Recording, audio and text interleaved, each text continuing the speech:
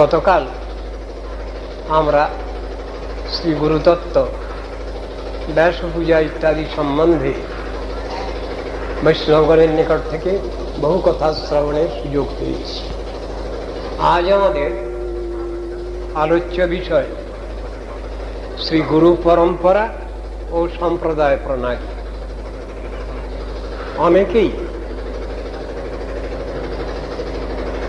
এসব তত্ত্ব দর্শন নিয়ে সংক্ষিপ্তভাবে আলোচনা করেছেন।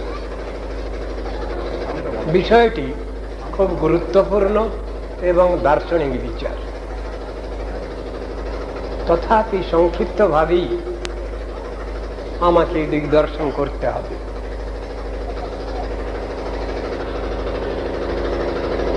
গুরু সম্প্রদায়, গুরু পরম্পরা প্রথমেই আলোচ্য বিষয়। গুরু পরম্পরা যাকে আমরা মনে করি, শাস্ত্রে যে গুরু পরম্পরার কথা বলা আছে সেটাও বিভিন্ন ধরনের। আমরা এতক্ষণ যে হরিকথা শ্রবণ করেছি তার ভিতরে দেখা যাচ্ছে বিভিন্ন সম্প্রদায়ের বিভিন্ন গুরু প্রণালী। আমাদের আলোচ্য বিষয় ব্রহ্মমাধ্য গৌড়ীয় সম্প্রদায়ের গুরু প্রণালী। সেখানে আমরা দেখতে পাই গুরুতত্ত্বে বিষয় বিগ্রহ এবং আশ্রয় বিগ্রহ দুইয়েরই অবস্থিতি। ভগবান শ্রীকৃষ্ণ থেকেই গুরু পরম্পরা বা গুরু প্রণালী এলো। আশ্রয় বিগ্রহগণকে নিয়ে। সুতরাং গুরু প্রণালী ঠিক একদিকের কথা নয়। বিশ্রয় এবং আশ্রয় এই দুই তত্ত্ব দর্শন নিয়ে গুরু পরম্পরা। শাস্ত্রে উল্লিখিত হয়েছে গুরু পরম্পরা বা গুরু প্রণালী কিরূপ পারমার্থিক গুরুতত্ত্ব এবং গুরু প্রণালী।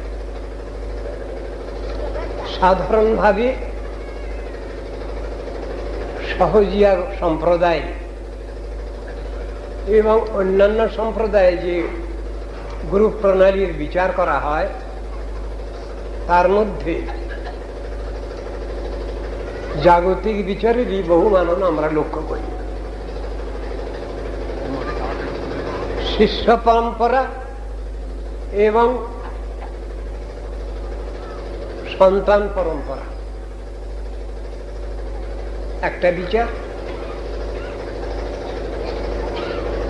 আর গৌড়ীয় বৈষ্ণবগণের যে গুরু পরম্পরা, সেখানে দেখা যায় ভাগবত গুরু পরম্পরা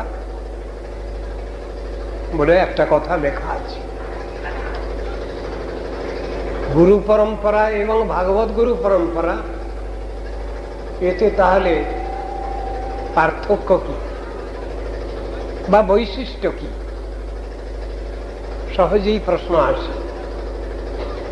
সেখানে আমরা আমাদের পূর্ব গুরুবর্গের এ সম্বন্ধে যে ব্যাখ্যা পেয়েছি তাতে বলা হয় ভাগবত গুরু পরম্পরা মানে অমুকের শিষ্য অমুক, অমুকের শিষ্য অমুক, ঠিক এমন জিনিসটা নয়। এমন যদি বিচার দেখাতে হয় তাহলে তো হাজারো হাজারো গুরু রয়েছেন আমাদের। সেই জন্য সেখানে বেছে বেছে গুরুতত্ত্বের মধ্যে যাদের আনা হয়েছে তারা ঠিক একই লাইনের লোক, একই চিন্তা বিশিষ্ট। তারা সবই সজাতীয় স্নিগ্ধ।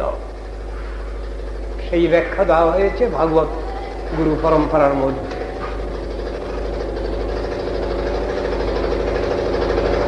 বহু প্রাচীন মতবাদ, বৌদ্ধ মতবাদ, বুদ্ধের শূন্যবাদ, তারপরেই আমরা দেখছি সেই শূন্যবাদকে খণ্ডন করছেন শঙ্করাচার্য। তিনি বুদ্ধেরই শূন্যবাদের উপরেই ব্রহ্মবাদ স্থাপন করেছেন। কিন্তু সেই ব্রহ্মবাদ নিরাকার, নির্বিশেষ, শুধু নামটা বদলানো হয়েছে। তত্ত্বত শূন্যবাদেরই নামান্তর এই ব্রহ্মবাদ। কেন তিনি করলেন এটা? শঙ্করাচার্য যিনি, তার পরিচয় আমরা পাচ্ছি শঙ্কর সাক্ষাৎ ব্যাস নারায়ণস্তথা। যিনি শঙ্করাচার্য রূপে এসেছেন জগতে মায়াবাদ প্রচার করতে, তিনি নিজের ইচ্ছায় আসেননি, ভগবৎ আদেশে তিনি এসেছেন। এসে নির্বিশেষবাদ, মায়াবাদ প্রচার করেছেন বা ব্রহ্মবাদ প্রচার করেছেন।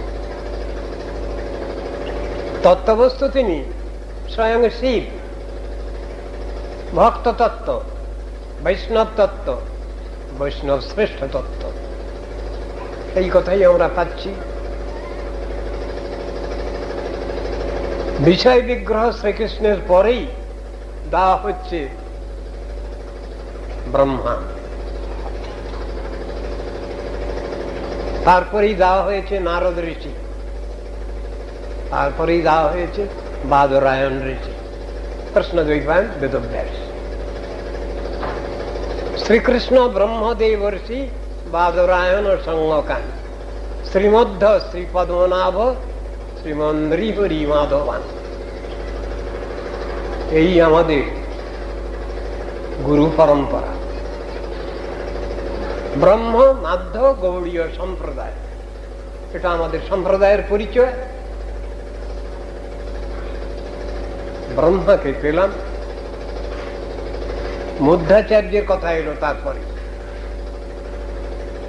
কেন মধ্যাচার্যের কথা এলো? আস্তিক্যবাদের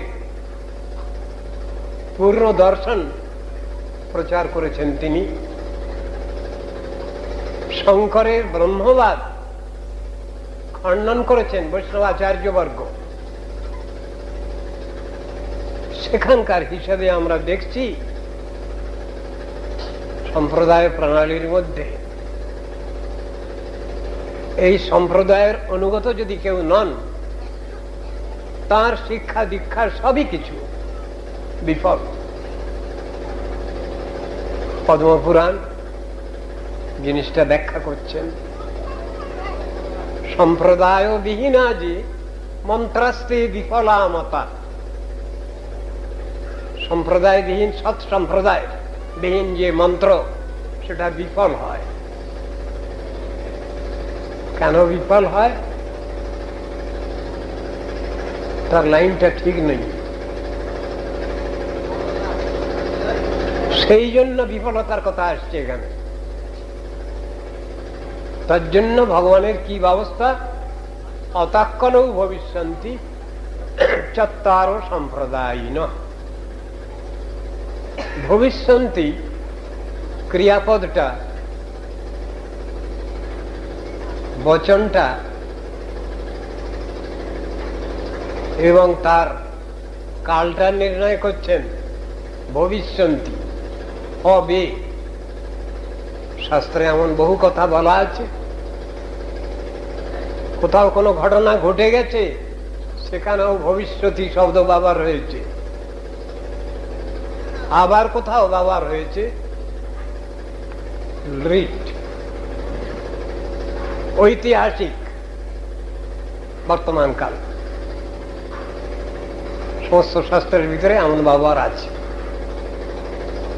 নিত্য বর্তমান কাল যেমন, তেমনি ঐতিহাসিক যে বর্তমান সেটাও ওই রকম। চিরদিন পূর্বে ছিল, বর্তমানে আছে, পরেও থাকবে, এমন কথাটা বুঝাবার জন্য এগুলো ব্যবহার হয়েছে, ভবিষ্যন্তি। কিন্তু সেসব আচার্যগণের আবির্ভাব হয়েছে যারা সনাতন বৈষ্ণব ধর্ম রক্ষা করবেন। তাদের কথা তো শাস্ত্রেই লেখা আছে।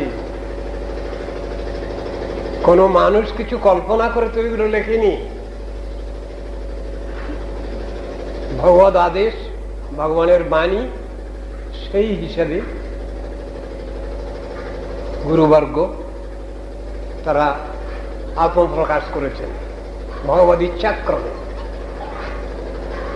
সেখানে দেখা যাচ্ছে অতঃকলৌ ভবিষ্যন্তি চত্বার সম্প্রদায়িন। আমরা এই কলিকালে 4 সৎ সম্প্রদায় লক্ষ্য করছি। শ্রী ব্রহ্ম রুদ্র সনকা বৈষ্ণবা ক্ষিতি পাবনা চত্বারস্তে করৌ ভাব্য ঝুৎকলে পুরুষোত্তম। এই 4 আচার্যবর্গ এসেছেন। এরা কম বেশি সকলেই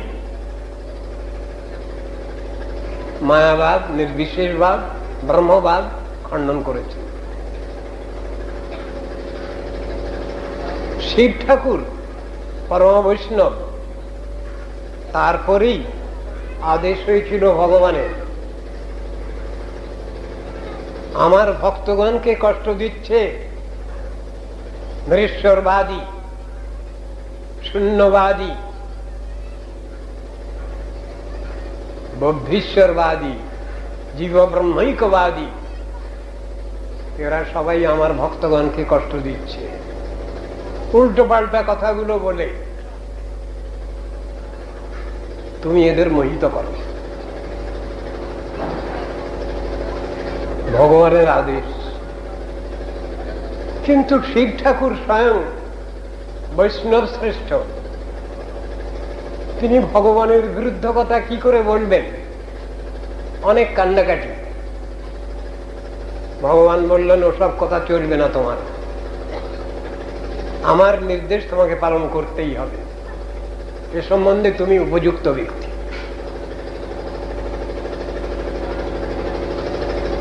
অনেক কান্নাকাটি করলো, ভগবান শোনেননি তার কথা। তুমি জীবগণকে মোহিত করো, বেদবাক্যের কষ্ট কল্পনা করে তুমি উল্টো পাল্টা কথাগুলো বলে দাও, এতে আমার ভক্ত তারা কখনোই এর মধ্যে পড়ে যাবেন না। কিন্তু যারা পড়ে যাবে এই ভুল ভ্রান্তির মধ্যে, তারা সব নাস্তিক, অসুর। ভগবানের আদেশ, সেই আদেশই প্রতিপালন করেছেন শিব ঠাকুর। মোহাম্মদগড়ের মধ্যে তাই তিনি লিখছেন জীব কি করে মোহিত হচ্ছে সেই ইতিহাস, আবার তার সঙ্গে ভগবানকে স্মৃতি পথে রেখেছেন তিনি, ভুলে যাবেন। ভজ গোবিন্দম ভজ গোবিন্দম গোবিন্দম ভজ মূঢ়মতি, এটা তাকে শেষকালে গাইতে হল। কেন? তিনি তো সর্বতোভাবে ভগবদ দাস, সেই কথাই তো তিনি জগতে প্রচার করছেন। কিন্তু ভগবানের বিরুদ্ধে সব কথা বলতে হচ্ছে অসুরগণকে প্রলোভিত করবার জন্য, নাস্তিকগণকে প্রলোভিত করবার জন্য। কিন্তু তিনি আত্মশুদ্ধির জন্য শেষকালে গোবিন্দের নাম নিচ্ছেন। এটা তার বৈষ্ণবতার পরাকাষ্ঠা। সেই তত্ত্ব দর্শন দিয়ে তিনি জগৎকে, বদ্ধ জীবগণকে, মায়াবাদী নির্বিশেষবাদীগণকে, শূন্যবাদীগণকে মোহিত করেছেন। ওই বিচার নিয়ে যারা চলছেন তারা সবাই নাস্তিক এবং আসরিক বৃত্তি বিশিষ্ট। ভগবানের একান্ত ভক্তগণ কখনোই ওই রূপ ভুল ভ্রান্তির মধ্যে কখনোই পতিত হন না। সেই কথা দেখাচ্ছেন। মায়াবাদম অসৎশাস্ত্রং প্রচ্ছন্নং বৌদ্ধম উচ্যতে। শিব ঠাকুর বলছেন শিবানীকে, পার্বতীকে, আমি মায়াবাদ রূপ অসৎশাস্ত্র, মিথ্যা শাস্ত্র আমি প্রণয়ন করব, যেটা প্রচ্ছন্ন বৌদ্ধবাদ। প্রচ্ছন্ন বৌদ্ধবাদ মানে old wine in new bottle. এই কথাই বুঝানো হলো এখানে। ময়ৈব ভীতং দেবী কলৌ ব্রাহ্মণ মূর্তি না, আমি ব্রাহ্মণ কুলে এসে জন্মগ্রহণ করব, সেখানে এসে সব উল্টো পাল্টা কথাগুলো বলবো। আমার প্রভু ভগবান তিনি যা বলেছেন আমি সেই কাজগুলো করব। তিনি করেছেন সেগুলো, সে সম্বন্ধে শাস্ত্রে বিভিন্ন জায়গায় বিভিন্ন রকমের উক্তিগুলো আছে। নারদ পঞ্চরাত্রের মধ্যে আমরা দেখতে পাই, সেখানে বলছেন আমি ভগবদ আদেশে এই কাজ করব বলে যাচ্ছেন।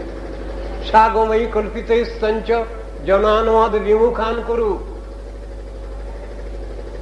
মঞ্চ গোপয় যেন সৃষ্টি রেশোত্তরোত্তরা। আগম, বেদান্ত ইত্যাদি সব উল্টোপাল্টা ব্যাখ্যা দিয়ে দাও। যারা বঞ্চিত হতে চায় সেই নাস্তিক এবং অসুরগণকে আমার থেকে বিমুখ করো, ভগবানের আদেশ। আমার থেকে এমন করে দূরে তাদের সরিয়ে দাও, তারা যেন জগতের সৃষ্টি বৃদ্ধি কার্যেই লেগে পড়ে, আমার ভক্তগণকে যেন কোনরূপ কষ্ট না দেয়। সেই শিব ঠাকুরই আবার বলছেন, আমার পরে তো এইসব আজ্ঞা হয়েছে। অতত্থানি বিতত্থানি দর্শয়শ্চ মহাভুজ প্রকাশং ক্রুচাত্মানম আত্মপ্রকাশং চ মাং কুরু। আমাকে একেবারে গোপন করে দাও শিব, তাহলে আমার ভক্তগণ সুরক্ষিত হবে। একটা কথা। দ্বিতীয় কথা হলো মায়াবাদ নির্বিশেষবাদ হলো অবৈদিক ধর্ম। যারা এটাকে আজকাল বৈদিক মতবাদ বলে চালাতে চাচ্ছেন তারা ভ্রান্ত। এটা অবৈদিক মতবাদ। বৈদিক মতবাদ হলে তার তো কোনো সমালোচনা হয় না। সে সম্বন্ধেও শাস্ত্রাদিতে অনেক প্রমাণ রয়েছে, যেখানে বলছেন মায়াবাদম অবৈদিকম। মায়াবাদ হলো অবৈদিক মতবাদ। যারা ওই মতবাদ গ্রহণ করবেন তারা সব ভগবান থেকে বহু দূরে সরে যাবেন। ঈশ্বরের সান্নিধ্য লাভ করবার কোনো উপায় তাদের নাই। যারা ভগবৎ স্বরূপকে অস্বীকার করেন, তার নাম রূপ গুণ লীলা পরিকর সবটাকে অস্বীকার করেন যারা, তারা তো বঞ্চিত, ভগবান থেকে বহু দূরে অবস্থিত। সে কথা বলা হচ্ছে এখানে।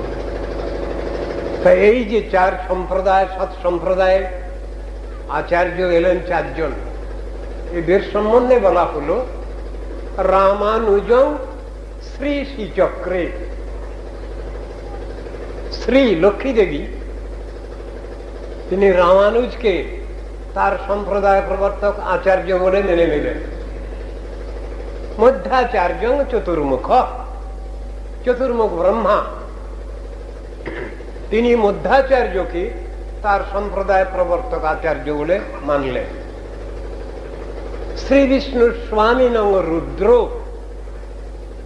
শিব ঠাকুর তিনি তার সম্প্রদায় প্রবর্তক আচার্য বলে মেনে নিলেন বিষ্ণুর স্বামীকে, নিম্বাদিত্যং চতুর্সনা, এবং চতুর্সন মানে সনক, সনন্দন, সনাতন, সনত কুমার, এরা মেনে নিলেন নিম্বাদিত্যকে তার সম্প্রদায় প্রবর্তক আচার্য বলে।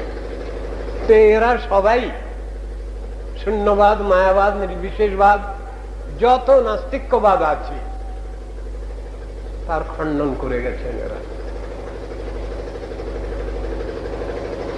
সুতরাং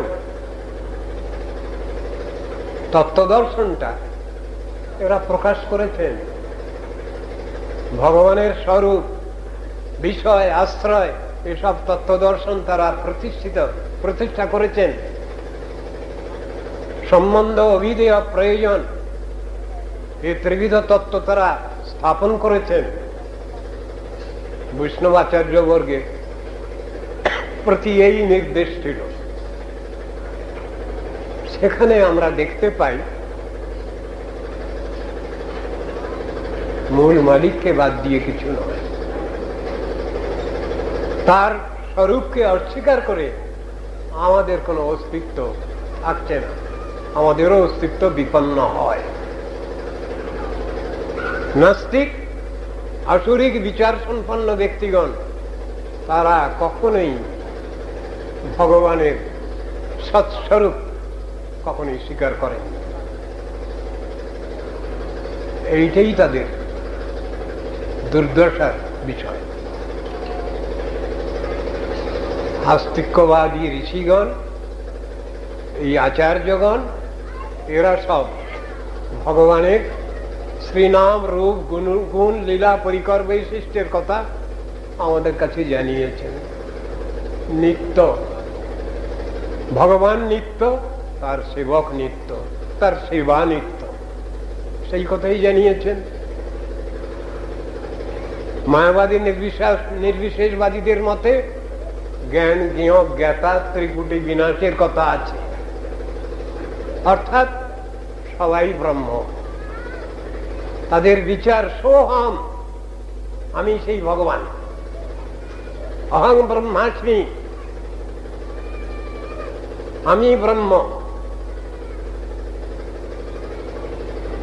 জীব আবার কি করে ব্রহ্ম হবে,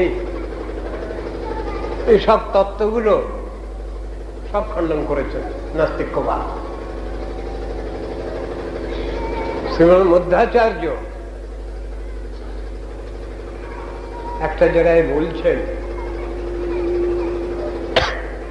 তাকে কেন শ্রীমন মহাপ্রভু স্বীকার করলেন? ব্রহ্ম মাধ্য গৌড়ীয় সম্প্রদায়ে মধ্বাচার্যকে কেন বিশেষ করে শ্রীমন মহাপ্রভু মানলেন? তিন আচার্য তো আছেন, শুদ্ধ অদ্বৈতবাদী মানে শুদ্ধাদ্বৈতবাদী, দ্বৈতাদ্বৈতবাদী, রামানুজের বিশিষ্টাদ্বৈতবাদী। এর সমস্ত যতটুকু তত্ত্ব সিদ্ধান্ত নেওয়ার প্রয়োজন সেটুকু নিয়েছেন চৈতন্য মহাপ্রভু। কিন্তু মধ্য সম্প্রদায়কে, মধ্যাচার্যকে সম্প্রদায় প্রবর্তক আচার্য বলে কেন মেনে নিচ্ছেন? মহাপ্রভু উপাস্য উপাসক তত্ত্বের সম্বন্ধ বিচার, নিত্যত্ব, সেই জিনিসটা স্বীকার করেছেন মহাপ্রভু। এটা থেকে তিনি খুশি হয়েছেন।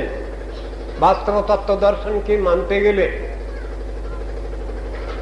যেটা মানতে হবে সেটা মহাপ্রভু খুঁজে পেয়েছেন। চৈতন্য মহাপ্রভু ব্রহ্ম সম্প্রদায় আচার্য শ্রীমন মধ্যাচার্যের মধ্যে বিশেষ কারণ,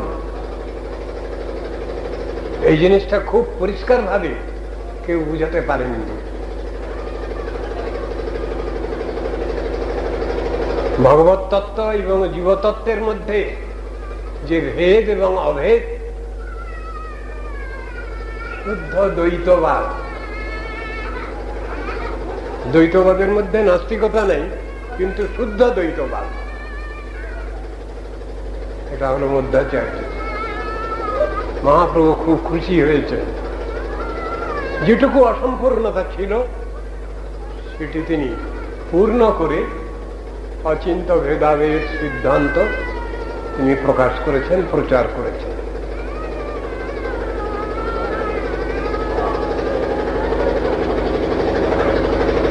সেই মধ্যাচার্যকে নেওয়ার প্রধান কারণ হচ্ছে তত্ত্ববস্তুর স্বীকৃতি। মধ্যাচার্য বলছেন এক জায়গায়, হে জীব, তুমি কেন হতে চাও? তুমি চিরদিন জীবই আছো, জীবই থাকবে, কেন? উদাহরণ দিয়ে বললেন, যথা সমুদ্রে দ্বাবস্তরঙ্গা তথা বয়ং ব্রহ্মণি ভূরি জীবা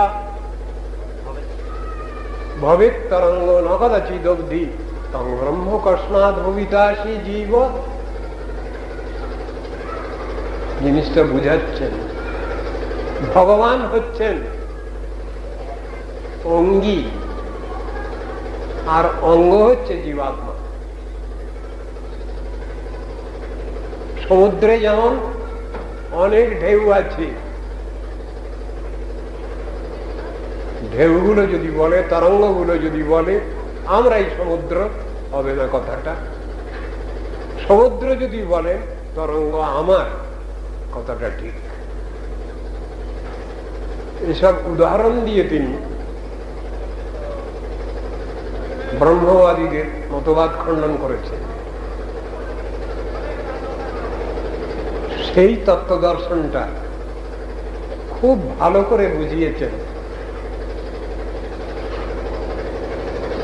দুই তত্ত্বই সত্য,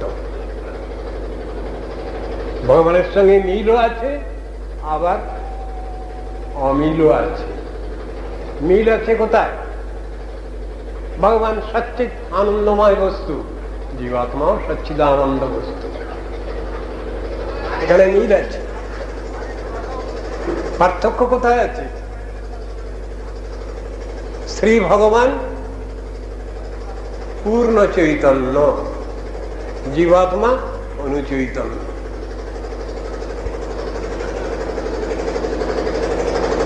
অংশ ও পূর্ণ দুটো কথা,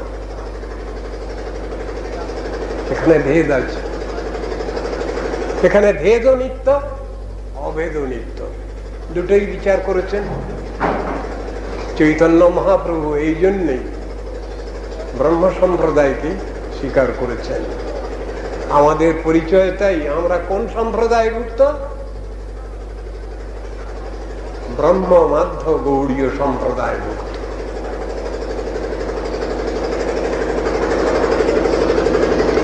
এখন কথা হচ্ছে, আমরা গুরু পরম্পরার কথা যেটা বিচার করছি, সে সম্বন্ধে শাস্ত্রে বহু জায়গায় কথাগুলো লেখা আছে।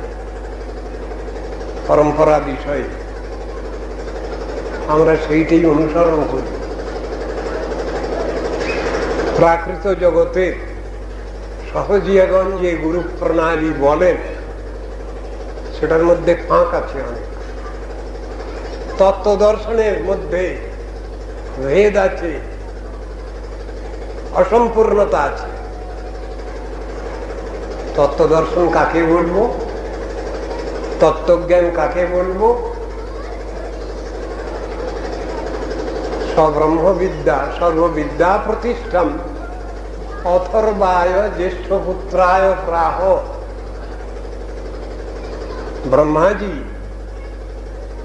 তিনি তার জ্যেষ্ঠ পুত্রকে অথর্বণকে বললেন ব্রহ্মবিদ্যা। সেই ব্রহ্মবিদ্যা আসছে কোথা থেকে? গুরু পরম্পরা। আমনায় শ্রুতয় সাক্ষাৎ ব্রহ্মবিদ্যেতি যা বিশ্রুত গুরু পরম্পরা প্রাপ্ত বিশ্বকর্তুরি ব্রহ্মণ। গুরু পরম্পরা থেকে আগত, এই কথা বলছে। আমনায় কাকে বলি? গুরু পরম্পরা প্রাপ্ত যে বেদ সংগীতা বাণী তাকেই বলি আমনা। এইভাবে শাস্ত্রে প্রচারিত হয়েছে গুরু প্রণালী, গুরু পরম্পরা। শ্রীমদ গীতা, ভগবদ গীতা যখন আমরা আলোচনা করি সেখানেও এই প্রণালীর কথা